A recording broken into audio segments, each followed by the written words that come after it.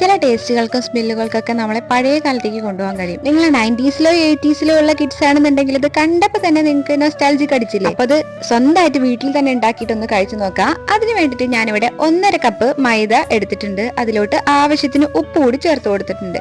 ഇനി ഇതിലോട്ട് 2 ടേബിൾ സ്പൂണോളം ഓയിൽ ചേർത്ത് കൊടുത്തിട്ടുണ്ട്. ഞാനിവിടെ തവിടെണ്ണയാണ് കേട്ടോ എടുത്തിട്ടുള്ളത്, അതുകൊണ്ടാണ് ഈ ഒരു കളർ. ഇനി ഇതിലോട്ട് ആവശ്യത്തിനുള്ള വെള്ളം കൂടി ചേർത്ത് കൊടുത്ത് നന്നായി കുഴച്ചെടുക്കാം. ചപ്പാത്തി മാവിനൊക്കെ കുഴച്ചെടുക്കില്ലേ, ആ ഒരു രീതിയിൽ വേണം കേട്ടോ കുഴച്ചെടുക്കാനായിട്ട്. ഒരു 10 മിനിറ്റോളം നന്നായി കുഴച്ചതിന് ശേഷം ഇതുപോലെ അരമണിക്കൂർ റെസ്റ്റ് ചെയ്യാനായിട്ട് വെക്കാം. അതിനുശേഷം ഇതേ മാവെടുത്ത് നോക്കുമ്പോൾ നന്നായി സോഫ്റ്റ് ആയി വന്നിട്ടുണ്ട്. ഇനി ഇതൊന്നുകൂടി കുഴച്ചെടുത്തിട്ട് ഈ ഒരു ഷേപ്പിൽ നമുക്കൊന്ന് ഉരുട്ടിയെടുക്കാം. ജസ്റ്റ് ഒന്ന് ഉരുട്ടിയിട്ട് ഇതുപോലെ ഒന്ന് പരത്തി പ്രസ് ചെയ്ത് ഒന്നുകൂടി ഉരുട്ടിയെടുത്താൽ ഈ ഒരു ഷേപ്പിൽ കിട്ടും. ഇനി ഒരു പാൻ ചൂടാക്കി അതിലോട്ട് എണ്ണ ഒഴിച്ച് ലോ ഫ്ലെയിമിലിട്ട് ഇതിനെ ഒന്ന് വറുത്ത് കോരിയെടുക്കണം. ഇത് ഏറ്റവും ലോ ഫ്ലെയിമിലിട്ടിട്ട് പൊരിച്ചെടുക്കണേ, അല്ലാന്നുണ്ടെങ്കിൽ ഇത് ഉള്ളിലൊന്നും വെന്ത് കിട്ടില്ല. ഇനി ഇതുപോലെ ഗോൾഡൻ ബ്രൗൺ കളറായി വന്നിട്ടുണ്ടെങ്കിൽ കോരി മാറ്റാം. ഇനി കാരമലൈസ് ചെയ്യാൻ വേണ്ടിയിട്ട് ഒരു 3/4 കപ്പ് പഞ്ചസാര ഒരു പാനിലോട്ട് ചേർത്ത് കൊടുക്കുക.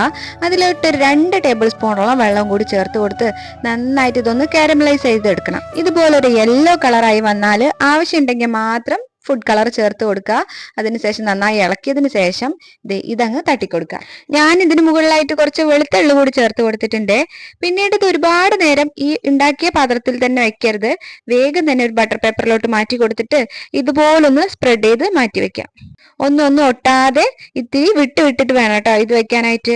അങ്ങനെയാണെന്നുണ്ടെങ്കിൽ മാത്രമാണ് നമുക്കിത് പെട്ടെന്ന് തന്നെ വിടിയിച്ചെടുക്കാനായിട്ട് കഴിയുള്ളൂ.